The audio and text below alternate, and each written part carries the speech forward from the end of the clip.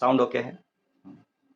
हाँ, नमस्ते दोस्तों, स्वागत है आप सभी का इस लाइव सेशन में। मैं हूँ आपका दोस्त कौशिक। आप लोग देख रहे हैं आपका अपना यूट्यूब चैनल लोकल टीवी, जहाँ हम लोग यहाँ के बारे में बात करते हैं, ख़ास तौर पे हमारे शहर कागज़ नगर के। तो आज लाइव सेशन है संडे का, क्या बात करेंगे इस बारे में पिछले हफ़्ते हमने जो है आपको पूछा था, लेकिन कोई रिस्पॉन्स आया नहीं। पिछले हफ़्ते की दोनों वीडियोज़ यानी संडे की लाइव सेशन और मंगलवार की जो उसका रिप्लाई सेशन होता है, दोनों सेशंस बहुत बुरी तरीके से पिट गए। तो उस वजह से जो है ज़्यादा व्यू नहीं मिला है और ज़्यादा कमेंट्स नहीं आए हैं। फिर हमें खुद से जो है हर हफ्ते हम न्यूज़ में कुछ ना कुछ देखते रहते हैं, तो इस हफ्ते हम लोगों को एक बहुत ही खतरनाक न्यूज़ मिली क्राइम से रिलेटेड। तो हमने सोचा कि इस हफ्ते संडे को हम लोग कागज़ नगर शहर में होने वाले क्राइम्स के बारे में बात करेंगे। तो आप लोगों को याद होगा बचपन में हमारे बड़े लोग हमको डराते थे कि बाहर मत निकला करो, बच्चा पकड़ने वाले ले जाएँगे। तो ऐसा ही कुछ एक घटना घटा है जिसके बारे में आप लोगों को बताऊँगा सबसे पहले स्टोरी में। तो कागज़ नगर में ख़ास तौर पे लड़कियों को जो है बहला-फुसला कर शादी के नाम पे उनको भगाया जा रहा है। भगाया जा रहा है ठीक है, कुछ लोग शादी करके पाल लेते हैं, सब कर लेते हैं, देख लेते हैं, अच्छी बात है। लेकिन एक केस ऐसा सामने आया है जहाँ लड़की को शादी का झांसा देके ले जाया गया और उसे बेच दिया गया। अब समझदार आप लोग भी होंगे कि कहाँ बेचा जाता है लड़कियों को। घटना दरअसल महबूबाबाद की है, वरंगल के करीब में है महबूबाबाद। वहाँ पे एक लंबाड़ियों का छोटा-सा गाँव है रेकुल तांडा। वहाँ की एक बच्ची है 22 साल की लड़की, वो जो है एक लड़के के संपर्क में आती है। लड़का महबूबाबाद में ही रहता था, एक किराए के रूम पे उसके माता-पिता के साथ में। लड़के ने क्या किया, लड़की को अच्छा मतलब प्यार-व्यार की बातें बोल कर के शादी के लिए मना लिया।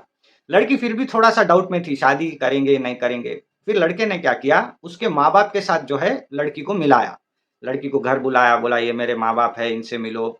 ये लोग भी तुम्हारे बारे में जानते हैं और खुश है कि हम दोनों शादी करने वाले हैं।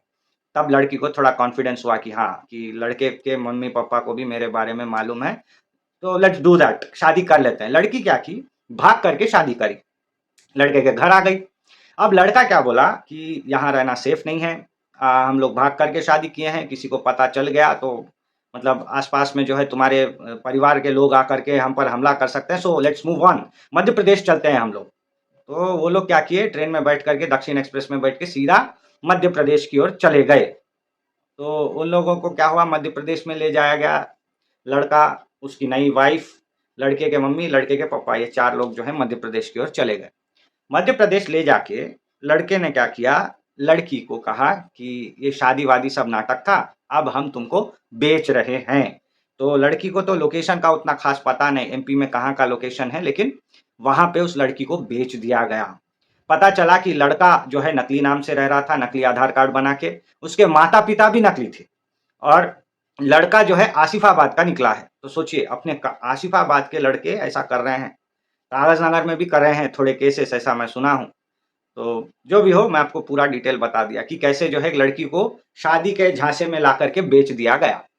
इसके बाद जो है लड़की जैसे-तैसे 1.5 साल वहाँ पे काटी, काटने के बाद भाग करके आई इधर, आके अपने घर गई, सब कुछ कहानी बताई। उसके बाद में जो है उसके घर वाले आसिफाबाद आए हैं और आसिफाबाद में ये नकली लड़का, उसके नकली माता-पिता के खिलाफ केस बुक किए हैं। केस बुक होने के बाद पुलिस ने जाँच बिठाई है। जाँच में पता चला है, लड़का राजमपेट गाँव का रहने वाला है, जस्ट आसिफाबाद का आउटर एरिया जहाँ पे जेल है, वहाँ का रहने वाला है और उसकी जो नकली माता बनी थी, नकली मम्मी, वो बेंडारा गाँव की है, जहाँ आसिफाबाद का गवर्नमेंट डिग्री कॉलेज है। अपन चंद्रपुर जाते हैं, उस रास्ते में पड़ता है। नकली पिता जो है उसके, वो उधर के ही हैं, आसिफाबाद लोकल के। और गैंग में और लोग भी शामिल है। एक पुलिस कांस्टेबल भी शामिल है आसिफाबाद का और एक लेडी शामिल है जो कि एसपी ऑफिस में ही काम करती है, मतलब आउटसोर्सिंग वर्कर है। तो इतना बड़ा गैंग का भांडाफोड़ हुआ और जो है उनसे पूछताछ की गई। उन लोगों ने बताया कि खास तौर पे गरीब अ, अकेली, मतलब जिसके भाई-बहन नहीं हैं, ऐसे गरीब लड़कियों को, अकेली लड़कियों को, मतलब जिनके भाई-बहन नहीं हैं या फिर माता-पिता नहीं हैं, ऐसे लड़कियों को, शेड्यूल कास्ट यानी एससी कास्ट की लड़कियों को और एसटी कास्ट की लड़कियों को जो है निशाना बना करके ये गैंग जो है काम करता था। तो पुलिस ने जो है इन लोगों को पकड़ लिया है आसिफाबाद में। वो जो मैं बताया बेंडारा में इसकी नकली मम्मी बनी थी, वो ज़रा बीमार है, इसीलिए उसको अभी अरेस्ट नहीं किया है, नज़रबंद करके रखे हैं पुलिस वालों ने। अच्छा, आसिफाबाद पुलिस ने एक और बात बताई कि ठीक यही पैटर्न में जो है 1 साल पहले एक और गैंग पकड़ा गया था। वो क्या करता था, लड़कियों को ऐसे ही झांसा दे करके चंद्रपुर में बेचता था। तो ये सारी जो है घटनाएँ कागज़ नगर में हो रही हैं दोस्तों। कागज़ नगर में भी ऐसे बहुत सारे केसेस सामने आ रहे हैं, स्पेशली जूनियर कॉलेजेस में, कोई भी जूनियर कॉलेज हो, प्राइवेट, गवर्नमेंट, कोई भी, स्पेशली जूनियर कॉलेजेस में, जहाँ पे क्या हो रहा है, लड़कियों को जो है प्यार के जाल में फँसा के, उनको लेके उड़ के चले जाना कहीं तो भी, फिर उसके बाद वो लड़की की ज़िंदगी कहाँ है, क्या है, कुछ भी नहीं मालूम। ऐसी केसेस भी हैं। ऐसे मेरे ख़्याल से कागज़ नगर में 12 या 13 लड़कियाँ हैं जो गायब हो गई हैं, कहाँ गई पता नहीं। सुनने में आया कि किसी के साथ लव हो गया और भाग के गायब, फिर आउट ऑफ द वर्ल्ड कहाँ चली गई पता नहीं, उनका कुछ ठिकाना नहीं है। मेबी आधार कार्ड चेंज, उसमें नाम चेंज, कुछ भी हो सकता होगा, या फिर टपका दिए होंगे, कुछ बोल नहीं सकते। ये सब केसेस जो है, संगीन वाले केसेस कागज़ नगर में चल रहे हैं। तो ये थी वो इंट्रोडक्टरी स्टोरी, जहाँ से जो है हमने क्राइम के बारे में बातचीत शुरू की है। अब कमेंट्स ले लेते हैं, पहला वाला। राशन का सीज़न, यस, राशन का चावल भी यहाँ पे भयंकर मात्रा में स्मगलिंग किया जाता था, किया जा रहा है, अभी भी किया जा रहा है, लेकिन इस पे जो है बहुत ज़्यादा कंट्रोल लाया गया है। राशन का चावल एक रेंज में यहाँ से कागज़ नगर से स्मगलिंग होता था। आप लोगों को याद है कि नहीं कि पहले भाग्यनगर एक्सप्रेस जो है बीच में बल्लारशाह तक जा रही थी, और ये जो राशन का चावल है, ये बिकने का सबसे बड़ा मार्केट था अपना विरूर, बल्लारशाह मानिकगढ़ से जस्ट पहले वाला स्टेशन विरूर। तो विरूर में बड़ा मार्केट था, वहाँ पे अपने तेलंगाना का राशन का मोटा चावल भयंकर मात्रा में बिकता था। तो ना सिर्फ कागज़ नगर से बल्कि दूर-दूर से मैं देखा, पेद्दापल्ली, मंचिरियाल, रामगुंडम, वहाँ से जो है लोग बस्ते में भर-भर के विरूर तक जाते थे, भाग्यनगर चढ़ के। फिर पैसेंजर थी अपनी काजीपेट अजनी पैसेंजर थी। ये सारी गाड़ियों में बैठ कर के रात के रात ये लोग वहाँ जाते थे, माल बेचते थे और सुबह-सुबह इन्हीं गाड़ियों से रिटर्न भी आ जाते थे। अपना सिंगरेनी था, पुष्पुल सिंगरेनी थी, उसमें लेके जाते थे। पुष्पुल तो सिरपुर तक ही है, सिंगरेनी में बहुत जाता था माल। तो विरूर जाके ये लोग बेचते थे। यहाँ से करीब 8, 9, 12, 13 ऐसे रुपए किलो में खरीदते थे। वहाँ जाके 20-30 रुपए में बिक जाती थी वो चावल। उन लोग क्या करते उसका जो है ये बना देते थे, रवा वगैरह बना देते थे उसको, वो चावल को। इडली, डोसा बनाने में बहुत काम आता था। तो ऐसे करके जो है कागज़ नगर से भयंकर मात्रा में चावल स्मगल होने लगा। ट्रेन के ज़रिए धीरे-धीरे क्या हुआ, थोड़े लोगों को हिम्मत आ गई। वो लोग वो जो सिरपुर के बाजू से एक रास्ता है महाराष्ट्र में जाने का, विरूर जाने का, वहाँ से चले आते थे। गाड़ी भर-भर के बोलेरो पिकअप में ज़्यादातर माल जाता था। और लास्ट-लास्ट में तो ऐसा देखा गया डीसीएम ट्रक में भर के माल भेज रहे हैं। और ख़ास तौर पे ये सीज़न कब आता है, 1 से 15 तारीख के बीच में, जब राशन का चावल डिस्ट्रीब्यूट होता है तब। अच्छा, अब चावल अच्छा आने लगा है पिछले 2 महीनों से, और ऐसे में स्मगलिंग कम हुई है, क्योंकि लोग बेच ही नहीं रहे हैं अपना चावल किसी स्मगलर को, वो पूरा खुद ही कंज़्यूम कर रहे हैं। फिर भी कुछ लोग क्या कर रहे हैं, अच्छा चावल है ना, ज़्यादा दाम पे बिकता करके बेच भी दे रहे हैं। और इसी बीच क्या हुआ था, जो टास्क फ़ोर्स थी पुलिस की, उसने भारी-भारी छापे मारे हैं। कई ऐसे गैंगों को पकड़ा है जो कि चावल बेच रहे थे।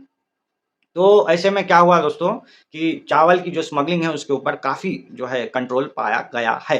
तो ये है चावल की स्टोरी। अभी काफ़ी कंट्रोल में है। चल रही है, ऐसा नहीं कि मैं बोलूँ नहीं खत्म ही हो गया, नहीं, राशन की चावल भी स्मगलिंग हो रही है, थोड़ा कंट्रोल हो गया है। नेक्स्ट, देसी दारू। हाँ, देसी दारू है। देसी दारू में भी 3 कैटेगरी है दोस्तों। पहली देसी दारू है जो महाराष्ट्र में बनती है। महाराष्ट्र में क्या करते हैं, एक छोटा-सा डब्बा बनाते हैं, शायद 90 एमएल का होता है वो। देसी दारू होती है, आई थिंक 30 या 40 रुपए में मिलती है वो। उसके लिए अलग से एक वाइन शॉप लगती है। जैसे अपने यहाँ पे वाइन शॉप है, उसमें ढेर सारे अलग-अलग ब्रांड के दारू है, वैसे वहाँ पे एक अलग से वाइन शॉप लगती है जिसमें सिर्फ़ और सिर्फ़ देसी बिकता है।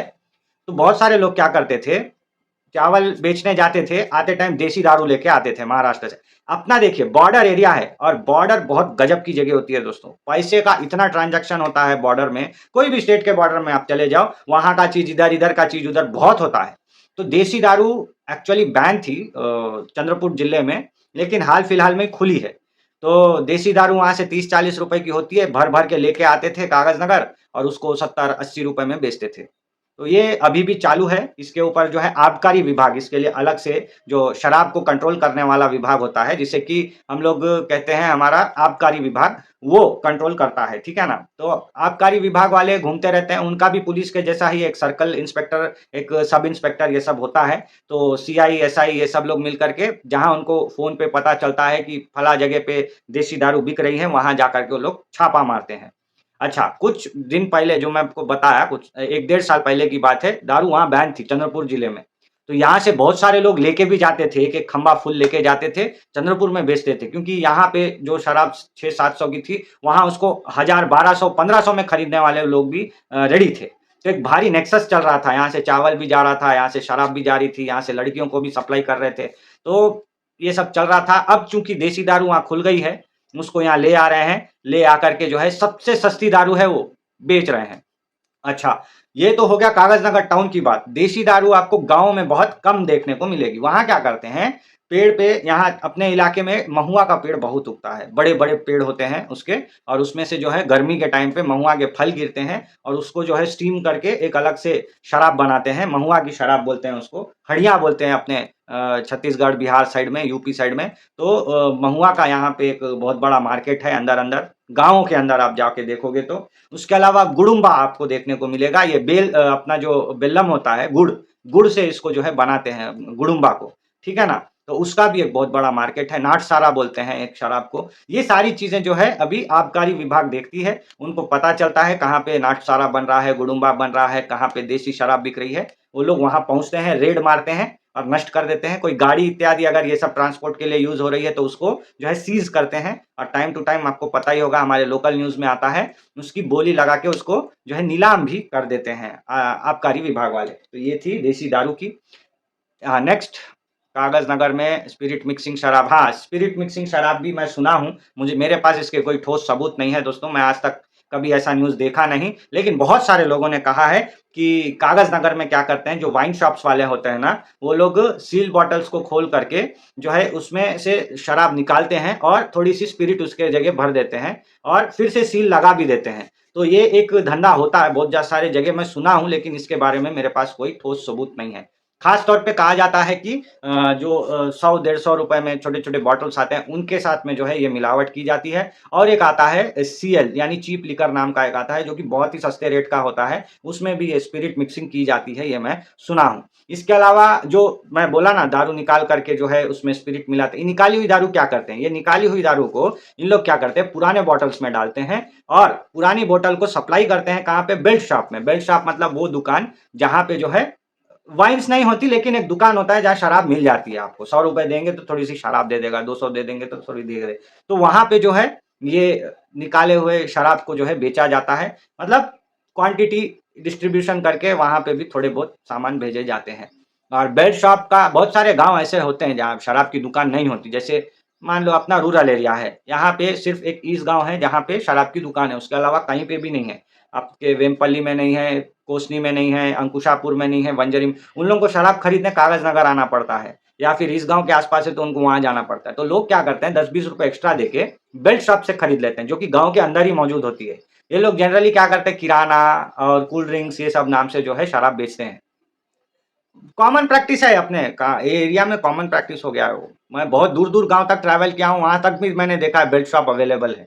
तो बेल्ट शॉप का सिस्टम अलग है और स्पिरिट मिक्सिंग का अलग है। बेल्ट शॉप का तो आपको सबूत मिल ही जाएगा, लेकिन ये स्पिरिट मिक्सिंग का सबूत मेरे पास अभी तक है नहीं, मैं उसके विषय में कुछ बोल नहीं सकता। हाँ, नेक्स्ट।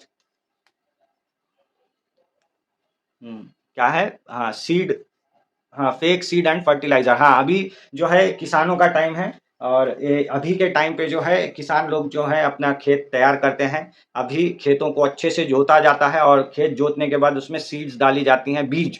कुछ लोग जो है धान डालते हैं, कुछ लोग जो है तुअर डालते हैं और कुछ लोग जो है कपास। ज़्यादातर लोग कपास ही लगाते हैं अभी क्योंकि अभी लगाएँगे तो फरवरी तक कपास उगते रहेगा 3 बार। तो क्या होता है, बीज बड़े महँगे होते हैं। 100-100 150 ग्राम के हिसाब से बिकते हैं वो, किलो के हिसाब से नहीं। मतलब इतने महँगे होते हैं, ₹1000 का कुछ 100 ग्राम, 200 ग्राम, 500 ग्राम ऐसे कुछ होते हैं। तो इतने महँगे बीज होते हैं, तो क्या करते हैं, ये लोग पुरानी खराब हो चुकी बीज होती है कुछ, जो दिखने में सेम ओरिजिनल की तरह दिखती है। या फिर कुछ ऐसे दाने होते हैं जिनको इन लोग पेंट-वेंट करके जो है गम्पा-गुत्ता एक नया बीज के जैसे बना देते हैं। हाँ, तो होगा ऑरेंज कलर का कोई एक वो होगा मतलब एक यूज़लेस सीड होगा जिसको कि इन लोग ब्राउन कलर के इसमें डाल देंगे और निकाल देंगे, तो ब्राउन कलर का दिखने लगेगा। तो क्या होता है, ये सारी नकली बीजों को असली बीजों के साथ मिक्स अप करके, रैप अप करके बेचते हैं। अब जब किसान क्या करता है, फसल लगाता है अपनी, तो सब लगा दिया बीज, कुछ में से पौधे उगे, कुछ में से नहीं उगे, ऐसा होता है। अच्छा, कुछ ऐसे भी पौधे होते हैं, नकली बीजों के, पौधे उग गए लेकिन उसमें कॉटन नहीं निकला, तुअर नहीं निकली, धान की बाली नहीं निकली। अब किसान परेशान, मैं इतने पैसे खर्च करके मैं बीज लाया, बीज उगा ही नहीं, उगा तो उसमें फल ही नहीं आया, तो बहुत परेशानी होती है। नकली बीज का भयंकर व्यापार है अपने कागज़नगर में, स्पेशली विजयवाड़ा, गुंटूर, एलुरु वो साइड से ये बीज लाते हैं, ला कर के बेचते हैं, असली बीज के साथ में मिक्स करके बेचते हैं और फर्टिलाइज़र्स का भी कुछ ऐसा ही धंधा होता है, जिसमें जैसे अभी शराब की हम लोगों ने स्पिरिट मिक्सिंग की बात की, उसी तरह फर्टिलाइज़र्स में भी क्या करते हैं, लीटर-लीटर डब्बा आता है, उसमें से कुछ ओरिजिनल को निकाल करके उसमें मिक्सिंग करके डाल दिए, ऐसे करके एक नया फर्टिलाइज़र का बॉटल तैयार कर लिया। तो नकली फर्टिलाइज़र्स और नकली बीज जो है, ये भी कागज़नगर में बहुत भयंकर धंधा है और इसके ऊपर खुद अभी कलेक्टर वेंकटेश धोत्रे साहब ने नज़र रखी है। वो दुकान जा-जाकर चेकिंग कर रहे हैं और उनके साथ में पुलिस डिपार्टमेंट भी सहयोग कर रही है। और आप लोग अगर किसान हैं, तो खेती करने के समय थोड़ा-सा देख कर के बीज खरीदिएगा। अगर बीज नकली निकला तो आपका जो है, ये साल का मतलब पूरा का पूरा फसल बर्बाद भी हो सकता है। तो आई होप आज के सेशन में इतना ही। अगले सेशन में हम लोग मिलेंगे मंगलवार को, जहाँ मैं बात करना चाहूँगा कुछ और ऐसे क्राइम्स के बारे में जो कि कागज़नगर में घट रही हैं। और आप लोगों का अगर कोई कमेंट है तो कमेंट बॉक्स में ज़रूर लिखिएगा, उस विषय में भी हम लोग बात करेंगे। तो मिलेंगे अगले वीडियो में, तब तक अपना ध्यान रखिए। नमस्कार।